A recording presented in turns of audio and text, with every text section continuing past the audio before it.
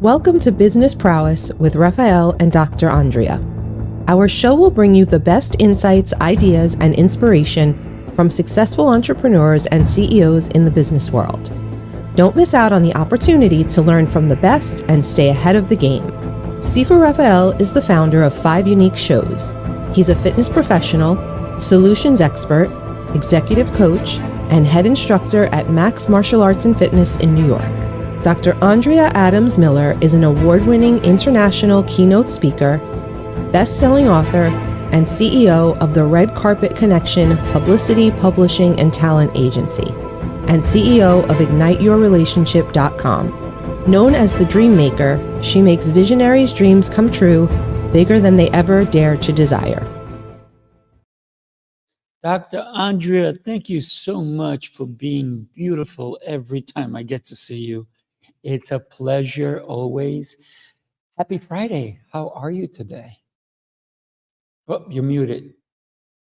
You're muted. Muted. Well, you know, I always like to sometimes just tell myself to say less.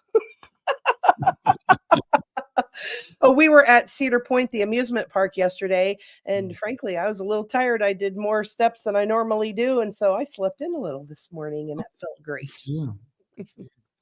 Well, we're excited today. We have 2 amazing gentlemen coming on. We have Robert and Paul. Let's go ahead and bring them on. Please. Accountability and loyalty is the topic of our conversation today. Morning. Good morning, gentlemen. Morning. So when we talk about accountability and loyalty, by the way, loyalty is like one of my favorite words. Like, in fact, I was told once that I was loyal to a fault, although I don't think it was a compliment. Maybe we can start with that. What do you guys think of that? Just take it that way. So what does loyalty mean to you guys?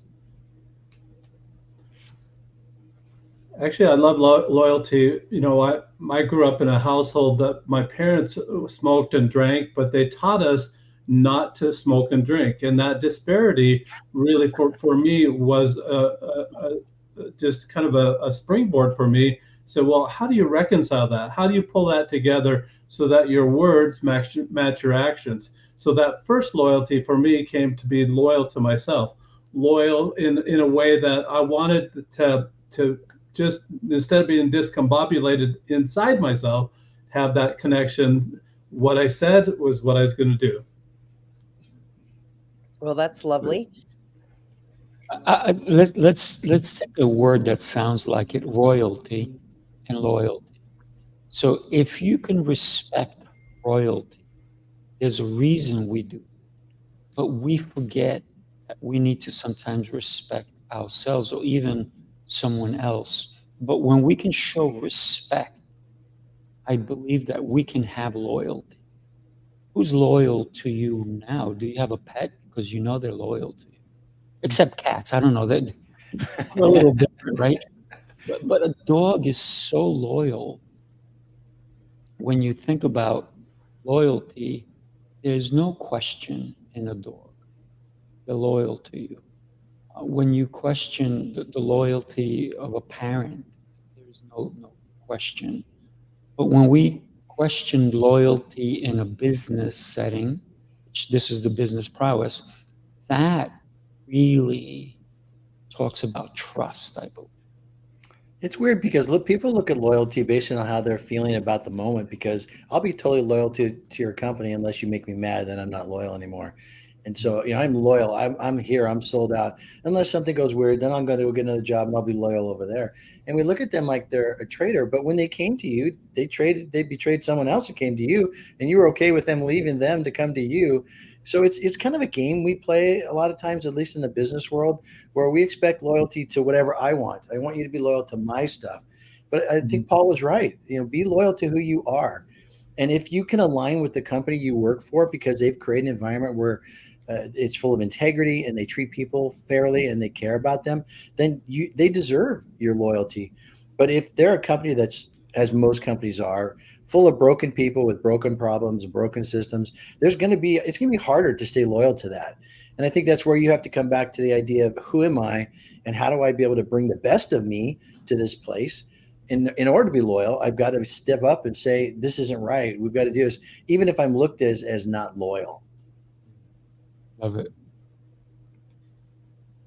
So one of the things, and we talk about loyalty, I want to talk about your book, Robert, because I love the title, Nobody Cares Until You Do.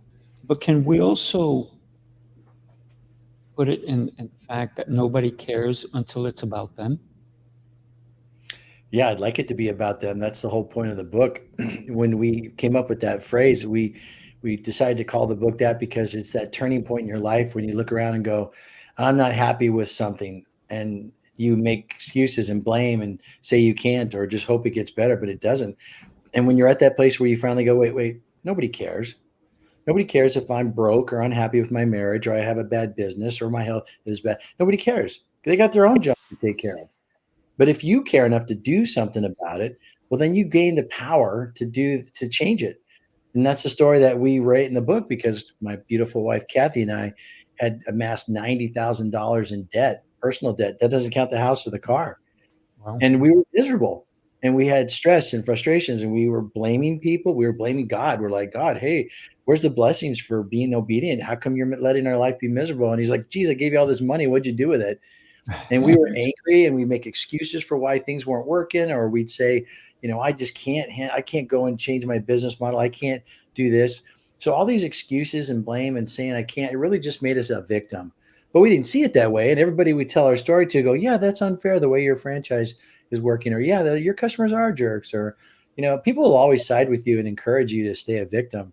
But it wasn't until I got to that place in my mind and in both of our lives where we'd say, look, nobody cares if we're miserable and we're fighting and we're not having the marriage we want unless we care enough to do something about it. And so we did. We sold our house. We took all that money from our equity out of it and we paid off all of our debt and started over. And it was freedom. It was amazing. Our minds were clear. We went and got counseling. We started improving our health. It was this beautiful ripple effect because we really started to own it instead of blaming and making excuses. Well, that's where the accountability comes in, right? Yeah. You're accountable to yourself. No one can hold anyone accountable, but you can hold yourself accountable if you want to. I could tell you, hey, I'm going to go work out 3 times a week. And you'll be like calling me up. Hey, did you work out? Well, yeah. I mean, I could lie. So it doesn't really work to say you hold me accountable, buddy. That's me transferring the responsibility to you to somehow make me obey. And what I need to do is I need to own it. Our consequences have actions. And when you start to realize that, if you're not in the health you want, change it. If you're not in the job you want, change it. If you're not in the marriage you want, change it. I'm not saying leave your spouse. Go get counseling. Talk to them. Have honest conversations. You don't like the way your kids are? Change it. But don't whine, complain, blame, and say you can't do something about it. Right. Don't go get other kids, right? No, you got to keep the ones you got. Robert, I love that. I love how you explain that too. And I think that's a personal responsibility that we have to be loyal ourselves. And back to what I said at the very beginning, that if we're loyal to our values and loyal in that way, people like to be around people that are loyal. They know that you'll be loyal to them. And when they feel that feeling, it's a feeling of they don't have to worry. They don't have to look over their shoulder all the time. Yeah. They can always trust you for what you're going to be loyal to your values. And people that are loyal to their values like that are people that people want to be around. It's almost like a magnet, a people magnet, that you become that way. And on the flip side of that, you have these friends that just complain about everything. Oh, my boss is a jerk. Oh, my spouse is a jerk. Oh, my kids are terrible. Do something about it. Do something. And then we'll say, well, I can't change jobs. I mean, I'll never find another job, or I couldn't leave this. I couldn't do that. Dude, you know when you realize you can do something? When you have no choice and when someone makes you do it. Like when you lose your job and you have no money, you realize very quickly, I can get by with very little money. But if you were to plan for it and say, I think I'll just cut back, instead of spending $10,000 a month, I'm going to spend $2,000 a month. There's no way I can't do that. But then when you have no money and you only can do $2,000 a month, you go, gee, I guess I can. And so sometimes we're forced into it, but I want people to own it. I want them to look at their life and say, I'm not satisfied with this. I want to change, and then do something about it. So I have a recommendation for all of that. It's my philosophy I've used ever since I was teaching college. I call it when you whine, bring a cheese plate. And so, at a party, you bring a bottle of wine, you probably should bring a cheese plate. But whether it's in your personal life or whether it's in business, if you're going to whine, add the H in wine, WHINE. Bringing a cheese plate means you bring solutions. So it's okay to let people know that things aren't okay. But if you don't have solutions proposed, then you are only bringing problem. And then they don't know what to do with it, and they don't know what you want to do with it, especially if they're like, well, what would you like me to do about it? And you're like, well, I don't know, do something. And they're like, well, I don't know, you're the one who's complaining, what would make you happy? And if you don't know what makes you happy, then I can't fix it for you.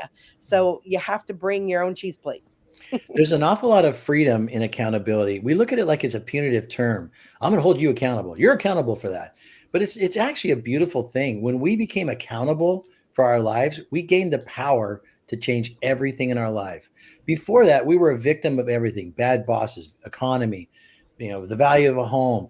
Everything was, we were a victim, and we didn't look at it. We didn't go, gee, let's be a victim. But we played that role over and over again in our relationships. And I don't have time to go to the gym. Well, you could do a push-up. You could walk around the block one time. You can always do something. But instead, you just say, well, I can't, or I don't know, or in my world, I was a bad sales guy is what I told myself. So since I'm a bad salesperson, I just never called anybody. Go figure, my business didn't grow. I didn't want to be rejected, so I'd avoid people, and then I never got any business. I went to sales training, and they're like, well, all you got to do is call someone. Well, what if they don't like me? They don't like you now. So what's the difference? If they don't like you before or they don't like you then, they still don't like you. So what do you care? I mean, it's just these common sense things that I learned that helped me push past my head trash. And then I didn't have the excuses that I would do or say I can't or blame. And I had owned it. And my sales went through the roof. I doubled my business during the time of the epidemic. When everybody was shutting down, my business doubled. And I doubled it the next year again. So it wasn't a fluke because my head was clear, my mind was open, and I was ready to make good decisions. And that's it, getting out of your own way, right? Yeah. The fear that keeps us tied down. It's those chains we have to break. We call it a comfort zone because that sounds nice. You go, oh, that's outside my comfort zone. Oh, bless your heart. Yeah, you shouldn't do that. You're right. But if I was to say fear, oh, I'm afraid of that. Come on, man up. What's your problem? But everyone supports comfort zone, so we use that word. But it's still a victim. I'm still stuck. Nothing's any better. Paul, I have this idea of you that usually people who are a little quieter have these really great, amazing things to say, and they're just really great, excellent observers. So we would like to give you a little bit of the floor so you can share some of your brilliance. I love what Robert said about blaming, because when I used to blame everybody, and I grew up in a household that I was taught to blame other people. It's their problem. And when you blame someone, you don't have to change one bit. It's almost a false atonement, for lack of a better word. Yes. Is that you can't be redeemed by blaming someone else. You can't change. It's almost putting your car in neutral. You're not going anywhere. But I found that if you can name the behavior that you're having right now, then you can find out where is it on the spectrum. I use the angry and loving spectrum. Is it an angry type skill, or is it a loving type skill? If you can name it, find out what the opposite is. And when you find out what the opposite is, now you've got a pathway. You've got a way that you can go to improve yourself, improve your own mindset, to be able to make it what you want, just like Robert did, changing his mindset to make the calls or do whatever he needed to do to have his business grow. And if he had that fear of calling someone, just make that a priority. Just solve that problem. Bring the cheese if you're going to whine about it. Just do what you need to do to make that improvement. I created a dice that has the love languages on it. So I wanted to, instead of being critical and blaming other people for my own problems, I wanted to move from that criticism to being more loving and watch for what's right about people. What can I love about people? And that's a paradigm shift. One way you're looking to the left, the other way you're looking to the right. And it's if you can't look both ways at the same time. So I decided I wanted to focus on sending out good vibes, sending out what I see, something that's really like a superpower for you, Sifu, or Andrea, or Robert. I see your superpower, and I'm going to talk about your superpower instead of talking about your faults. Because if I start talking about your faults, you're going to start looking at me and talking about my faults. I don't want that. So to avoid that, talk about the good things, and then I'd welcome any compliments that way as well. But that's kind of what we're doing. That if we're taking charge and moving in that direction, we're not going to be blaming anymore. We're going to be focused on how can I improve this, name it, and then tame it. Well, I really love the idea of rolling the dice on love. So whatever you roll, Andrea, whatever you roll, that's the love language you practice giving away all day that day to everybody, not just your significant other, but it's to everybody. And by rolling the dice every day, you actually learn all 5 love languages to give it away. Best part about that, it closes that communication gap most people have. Most people only see what they like Robert was mentioning. They have that tunnel vision, only see what they like. This gives you peripheral vision. It says, oh, they're loving on me. It's not my primary love language, but I still can respond to that. I love that game of rolling the dice, but it's a winning game.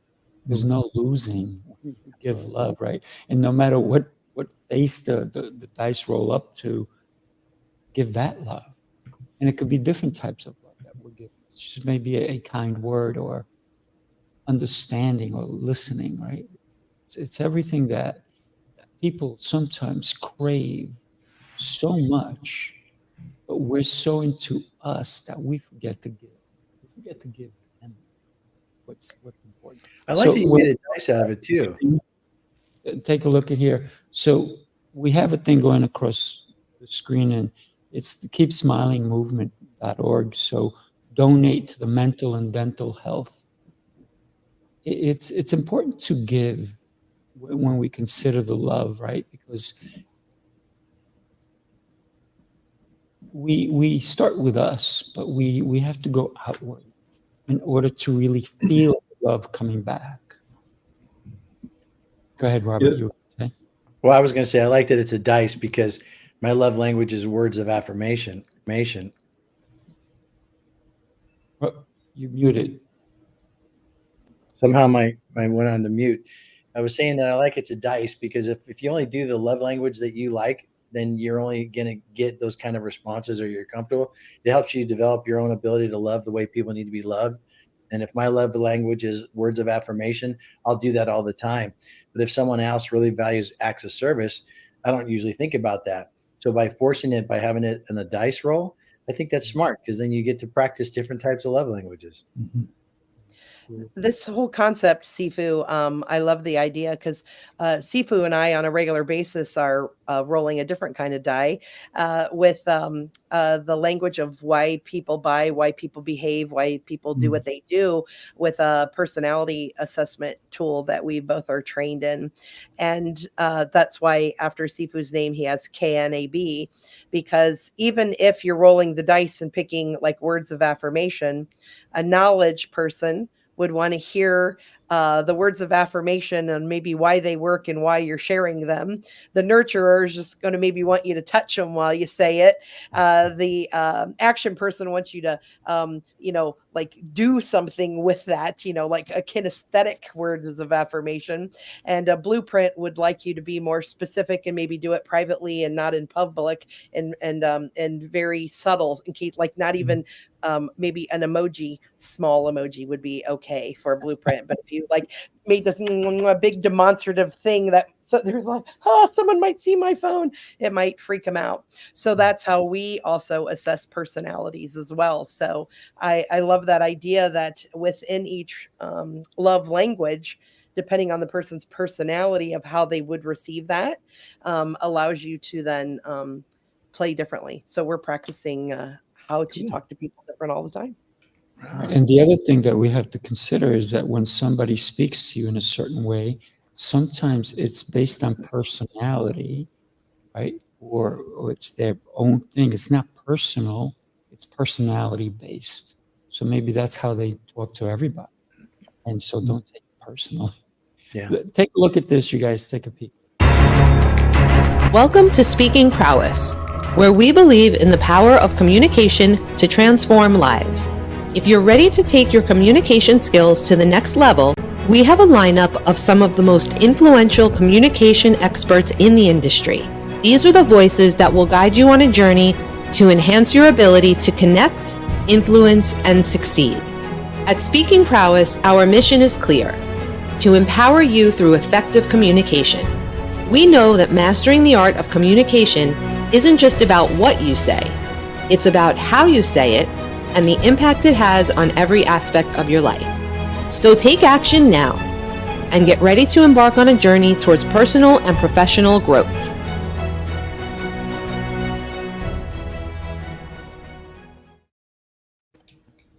So we're having an amazing event on November 22nd and through the 24th here in New York. So we're inviting everybody. Nice. Yeah, he's got a beautiful facility up there, and it's super exciting, all the things that you're doing, Rafael. I've never called you Rafael without Sifu before. I heard that come out of my mouth, and I was like, well, that was weird. I always call him Sifu. That's okay. My name is Rafael. I know, it was just weird to me. I felt like you were in trouble or something because I said. So with this idea of rolling the dice, for Paul, for this idea of roll of love,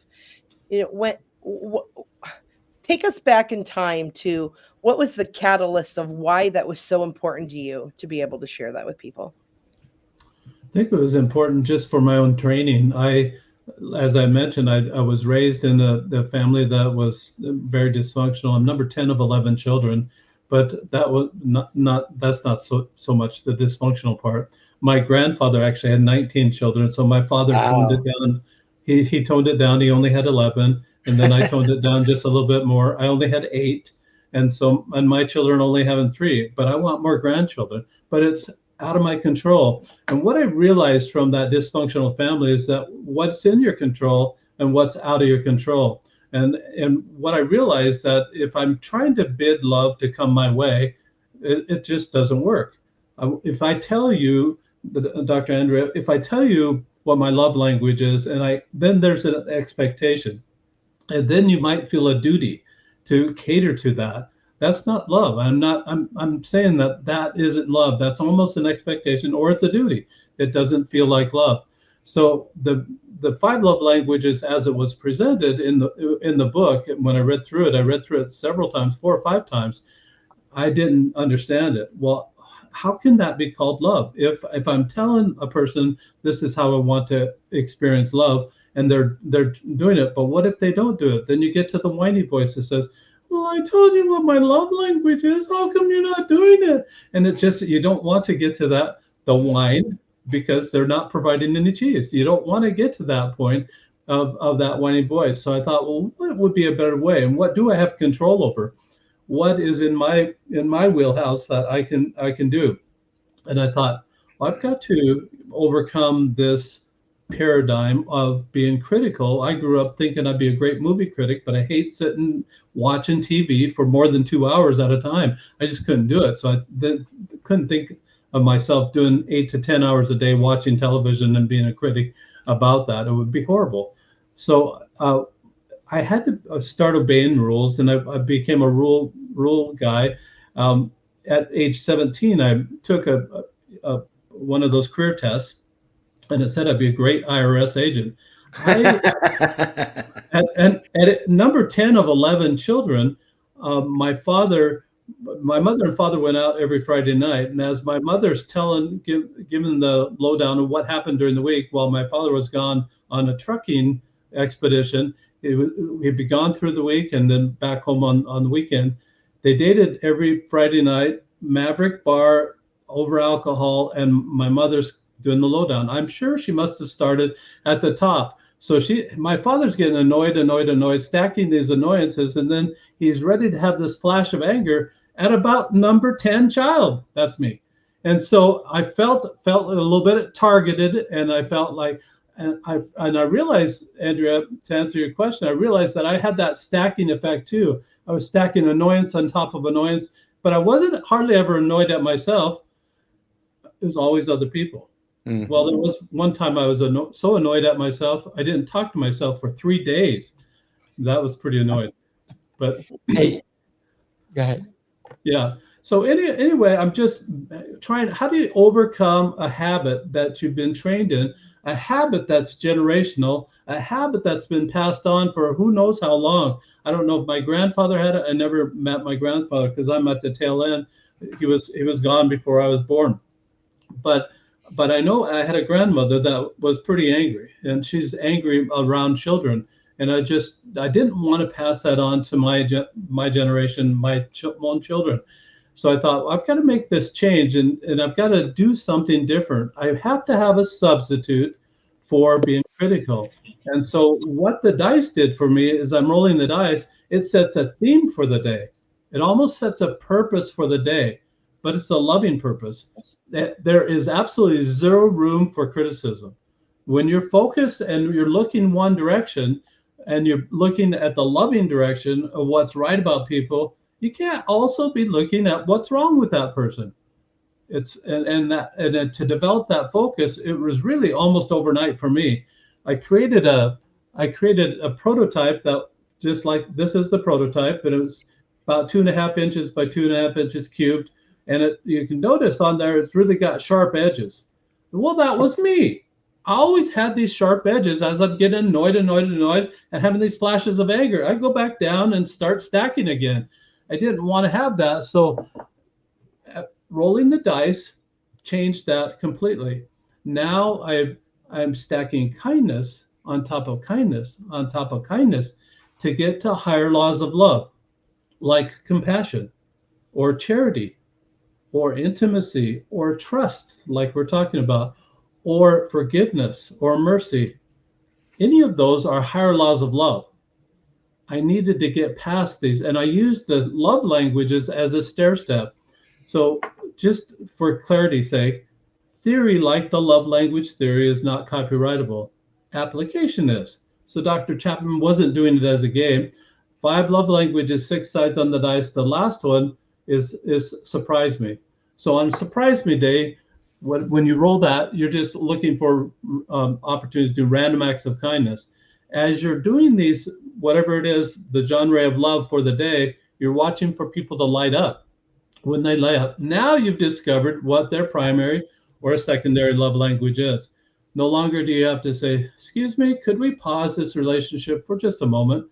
I'll have you take this survey so I know how to love you. You don't have to do that anymore. I solved the problem. No more awkward. I like the idea, an analogy or something that you may be interested in adding to your story. So I'll just give you that idea I have, and you can either keep it or discard it. Go, thanks, and then discard it is perfectly acceptable. The idea of you, when you're talking about the rough edges, and then the more you practice rolling the dice, that's where you buffed and rounded out your edges. Oh, you know, yeah, I love that. That's my publicity mind and gear there. So I absolutely love that. Thank you. I'll use that. Yeah. So Robert, given what Paul is sharing here about why this was so important to him. By the way, Paul, I'm an only child, and I lived in a very similar dysfunction. So whether there's many or not many, that can happen. Yeah. But Robert, for you with this whole accountability stuff, I'm curious about that too. Like even like all of a sudden where you're like, I have to do this. This is if I'm not accountable, I'm not accountable. Well, I didn't just think to myself I should be accountable. What I got to is a place where I didn't like my life. And we always talk about when the pain of where you are is worse than the pain of where you need to go, you will change. And Kathy and I agreed in 2019, we don't like our lives anymore. We just, it's not the vision of what we wanted when we got married. It's not the life we want to live. And that's why we put a satisfaction assessment in the book. We want everyone to start at the beginning to declare to yourself, are you satisfied with the stuff in your life? And we weren't. And we realized the problem we had was us. And we can make excuses and we can blame and all those things, but it was really us, our choices, our actions, or lack thereof. Mm-hmm. And so we did it out of desperation. We did it out of frustration. We did it out of, I don't like the way I'm living. It was interesting that year in 2019, we said, okay, if by the end of this year, we haven't got completely out of debt, we're going to sell the house and start over. So we had a whole year of going, okay, God, throw some money at us. Let's fix this problem. And in September, I got vertigo. I've never had vertigo before. I had it for 16 days. And I thought, oh my gosh, if I have vertigo the rest of my life, we're so screwed. And God took it away after 16 days. And I looked at Kathy and I said, that's it, that we got to pull the trigger. We got to change our lives today to not have this thing hanging over our heads. And so it took us a while to get through that, but we sold the house. And in March of 2020, we moved out into this home and we paid off all our debt in April and we were debt free. And that began this awareness of, oh man, it feels so great to own my junk. I feel so powerful. I feel so free. And it was started with that one thing that we owned it and we conquered it. And then we looked at our health and we looked at our marriage and we went to counseling and we had tough conversations and we looked at how we raise our kids and everything was up for grabs. And it was a catalyst to help us look at everything from the eyes of true accountability. That's awesome. You're willing to give 2 copies of your books away to anybody who goes to your website and under the word pod.com, right? So tell us the website, tell us where they would, and what is the key word that they need to use? Yeah, so we set up a domain just for this podcast. It's nobodycarespod.com. That's the shorter version of the actual book website. Nobodycarespod.com. And the code word is prowess. And if you put in the code word in the contact form, I will mail you a copy of our book at no cost. Don't ask for it if you don't want to read it. It's not a collector's item. Yeah. If you really want to read it, I'll give it to you. We didn't make this book to get rich. We made this book to change lives. We spent almost $100,000 to get the book to market. And I have to sell 50,000 copies to break even. So I'm not ever thinking I'm going to get my money back. But if I change one person's life, man, that makes me happy. So if you really want to own it, if you really want to know what true accountability is, enter the word prowess at nobodycarespod.com and I'll send you a copy of the book. That's very generous of you, by the way. Thank you. My pleasure. We need more people doing things like that, right? Giving something just because they want to make a difference. By the way, Paul, I got to tell you, and I think Dr. Andrea may already know this, but I am also number 10 of 12. Wow. But here's a little difference. I was the first one born in the hospital. Wow. So either that goes to show something. I'm not sure what that really means. But when you talked about the change that we need to do is talking about the buck stops with me, because I came from an abusive household and it didn't have to stop with me. It was my choice. That's right. Because my boys have never felt my hand hurting them. Yeah. Felt my hand loving them, showing them love, showing them how to make something of their lives, giving them the chance to be who they are without my judging them. So I made the choice that I do not want to give my children the gifts my parents gave me, because those were not necessarily the gifts that anyone really wants. But the buck had to stop with me. So a lot of people listening, if you don't, even if it's not corporal punishment where you're not hitting somebody, but you're saying the wrong things or you're saying things to diminish someone, that's a form of abuse as well. So a lot of times, I got both, by the way. I got the physical and the verbal, but my kids didn't deserve that. They were born beautiful, and I see them that way, and I want to keep them that way. And and it doesn't matter where you are, and if you did hit your child, that doesn't mean you have to continue. If you said the wrong things to your spouse. That doesn't have to continue. And Robert, I love the fact that you talked about if you are in a marriage that's bad, get rid of it. And you didn't say go get a divorce. You said go get therapy. In other words, let's not forget the person that we fell in love with. Yeah. And yes, we all change. There's no doubt we all change. But if we're not willing to change together, that's where the divide happens.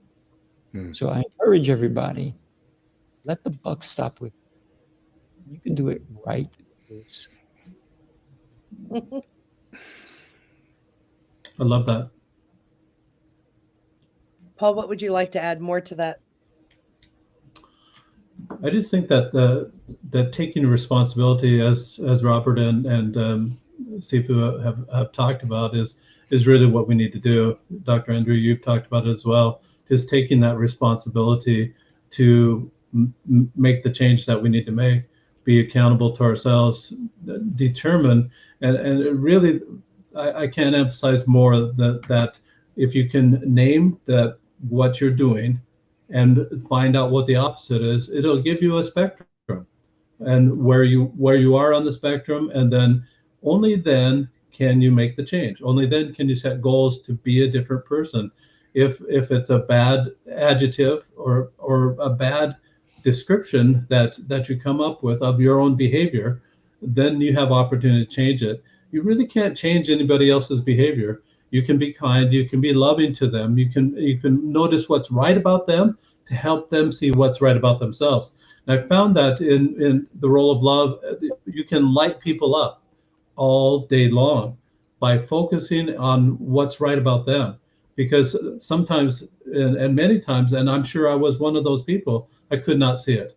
And sometimes if you can't see it, then you can't believe it, and you can't, and you have a hard time. So you have to hear it a little bit more often, and we need to be those, I call them love starters. We just need to be that person that starts that love on that day. Who knows what's going to happen next, but we need to start it. Contrast that with start insulting someone and make them feel bad. And then what's going to happen? Now they're going to take it out on somebody else, and then they're going to take it out on somebody else. We've already been doing that for so long. We got to stop that behavior. Start helping people see the good in them, in themselves. I noticed, Dr. Andrea, I noticed that I was focused as a critical person. I was focused on maybe 10, maybe 20% of that person's personality, the faults, the weaknesses, the mistakes that maybe they've made. I missed the 80 to 90%. And when I started focusing on the 80 to 90% that was right with that person, I didn't have any time to be annoyed. I didn't have any time to do that stacking anymore. I didn't have any time to be critical anymore because I was focused on what's right about that person. And I think that there's a key here that if we're watching for the virtues of another person, we've got that mindset. We develop that mindset and that muscle memory that we're always watching for the virtues. Oh, I would talked about Robert and his shelf, and thankful on his shelf, and the fun things that he has on his shelf, and the Viking helmet, all those things, the fun things about Robert today. And it's just fun. It's a great conversation. Robert opened up about it, and we just want people to do that. We want people to open up about the good things that the things that they like. Find out what their superpowers are. That's going to excite them, and make it about them. It's really not about you. When you light someone up and make their day, you get paid. You absolutely will be paid. You'll have a great feeling inside that you've helped somebody on their way. That's what we're here to do. You know, if that red phone starts to light up, you know we're all in trouble.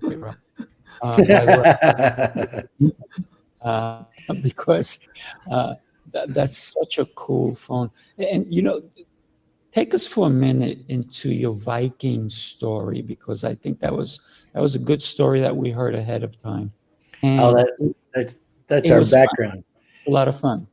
Yeah, when we were when Lauren my daughter was a little girl, she would ask me what nationality we were, and I just, we're just basic American mutt, and so I never thought much about it. But I told her we were Viking just to have more fun with it. It was at the time where everybody was angry at everybody for whatever thing you were doing that was offensive, and you couldn't do the hi-hat chop for baseball games anymore because that was offensive to somebody. And I felt left out, that I didn't have anything to be offended by. So I decided to adopt the Viking culture so I could be offended by the Minnesota Vikings. And it just became a joke. But I told my daughter we were Vikings. So when she went to school in second grade, everyone's sharing their nationality. And she said she was a Viking. And the teacher says, no, that's not a nationality. That's a group of people. She, yeah, we're Viking. My dad told me, we got a helmet and everything. And I just kept that. That's a lot of years of laughter from the past.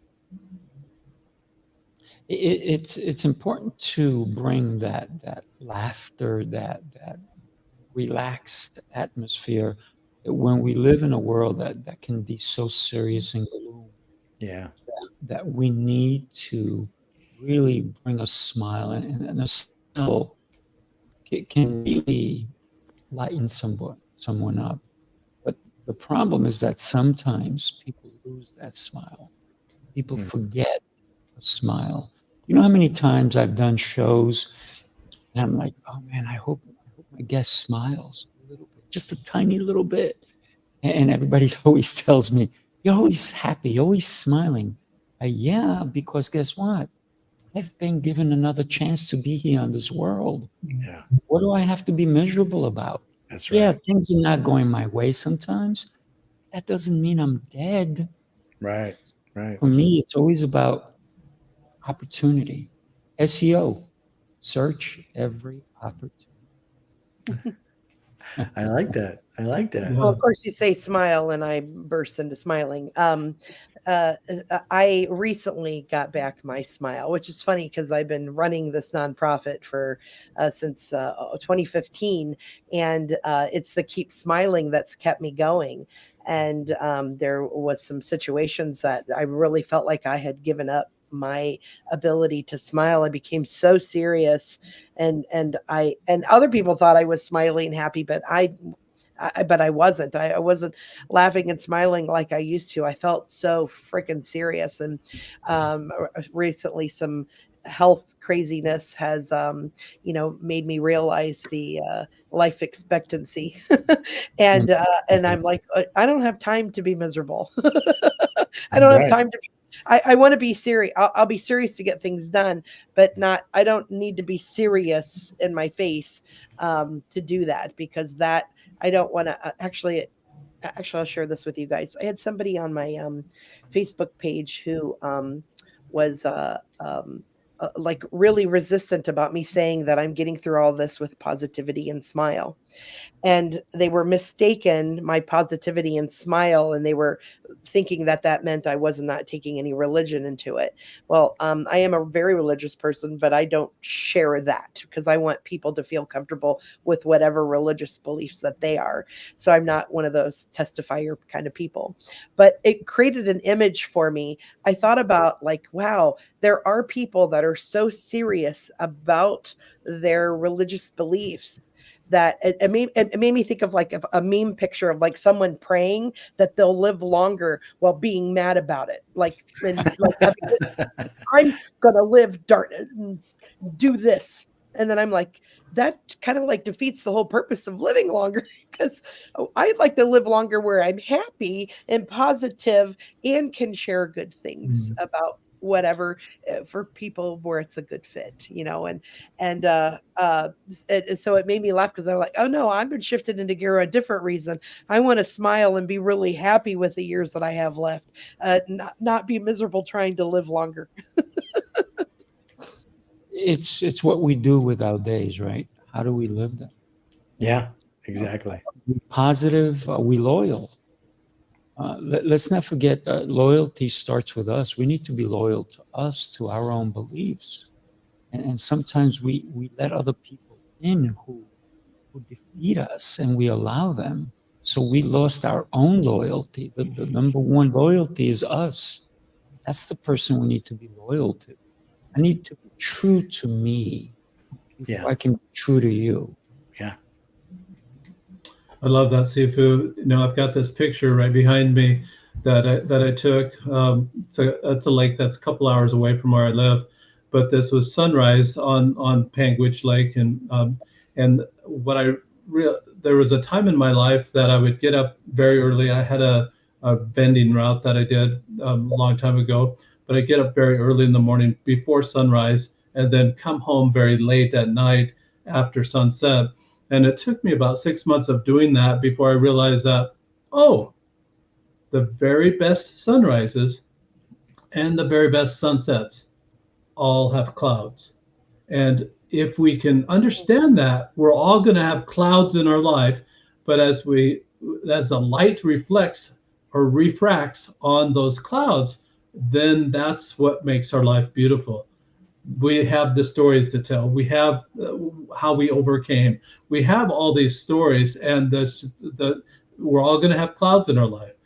But the very best sunrises, the very best sunsets will have clouds as well. And I think if we remember that, it's going to be a whole lot easier to go through the stuff that we have to go through in life and still be smiling, as Dr. Andrea has so eloquently said. We need clouds in our lives because we need rain. Without rain, without water, right? We need to sustain. And so a lot of people say, oh man, it's raining. Like, thank God it's raining. Because I know that another day is going to be a sunny, beautiful, bright day that I can do things. And a lot of people said, oh man, it's terrible outside. They're looking outside. I say, why? Look at the rain, it's coming down so hard. So let's go outside and sing. Like, what? Are you crazy? Yeah, absolutely. Oh, actually, let's get the kids and get the car ready. Give them some soap. They'll have a blast. So it's what you do with your days, right? I am grateful to everyone on the panel and everybody who came on and said hi and gave us a heart and so forth. If you watch this on the replay, let us know. We'd love to know.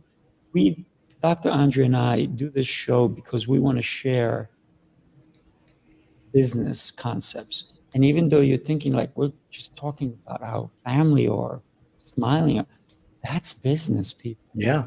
We need to bring you to have the best business that you can go to, but then go home to your family. So business prowess is about your business, no matter how big or how small. But business is what makes the world go around. Mm-hmm. Thank you, everybody, for being here on the show. What can I say? I am blessed to know you all. Any last comments? Really quick, 30 seconds, everybody. Paul. 30 seconds. Well, thanks for having me on the show. I'll just jump in. I think I enjoyed it. Remember that there's a difference between responsibility and accountability. Sometimes doing something is responsible. Accountable is owning the outcome. So don't be the person who just shows up and does something. Be the one who shows up and owns it. That's true accountability. We need employees. We need leaders. We need people who will be there, who will own it and not just do something, but do the right thing. I love that, Robert. Yeah, and own the input as well. The input is going to generate what the output can be. It'll be a product of that. Own it all, and then there'll be byproducts of that as well. Make it all happen in a good way. And input the positive is get that smile going, get positive vibes going within your workplace. Make it a loving place. It doesn't have to be sexually harassing place to work, but make it a loving place where people actually care about one another, care about the individual, care about other people succeeding. That's the kind of place that we're looking for, and be accountable that you're a contributor to that in a big way. Beautiful. Dr. Andrea, take it away. And I'll tie my two businesses together. So the red carpet connection is all about more believability and credibility, so that you could have more visibility with publicity and joint ventures and so forth, and connection to people in my $15 billion Rolodex. At the same time, the nonprofit, the Keep Smiling movement. So if you want to keep smiling like you're on the red carpet every day, start your day with a smile, and we can shift all of those things towards a better life for you. Absolutely. And I'll wrap it up with speaking prowess. We are bringing communication worldwide. So do us a favor, like the show, follow all the guests here, follow Dr. Andrea. We look forward to seeing you. Take care, everybody. Bye.